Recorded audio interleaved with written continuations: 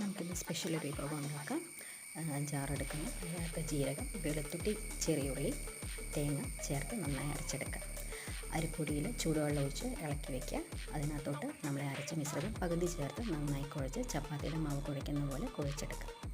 ഈ കുഴച്ച മാവ് നമ്മൾ ചെറുതാക്കിയെടുത്ത് എന്ത് ചെയ്യണം, ഉണ്ടയാക്കി ചെറിയ ചെറിയ ഉണ്ടയാക്കി അരിപ്പൊടിയുടെ മേലെ ഉണ്ടയാക്കി ഇടണം. അത് ഒട്ടാതിരിക്കാനാണ് അരിപ്പൊടി ഇടുന്നത്. അത് നന്നായി ഉരുട്ടിയെടുക്കണം.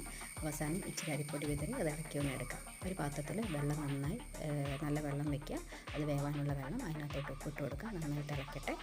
അപ്പോൾ നമ്മൾ ബാക്കി എടുത്ത് വെച്ച അരപ്പ് ചേർത്ത് ഇതിനകത്തോട്ട് നമുക്ക് ഇട്ട് കൊടുക്കാം. അത് നന്നായി തിളച്ച് വരട്ടെ. ഇത് ബീഫാണ്. മുളക് പൊടിയും മഞ്ഞൾപ്പൊടിയും കുരുമുളക് പൊടിയും കൂടെ ചേർത്ത് ഉപ്പും കൂടെ ചേർത്തിട്ട് വെച്ചിരിക്കുന്നതാണ്. അത് അതിനകത്തോട്ട് ഇട്ട് കൊടുക്കാം. നമ്മൾ ഉരുട്ടി വെച്ചിരിക്കുന്ന ഉണ്ട ഇട്ട് കൊടുക്കാം.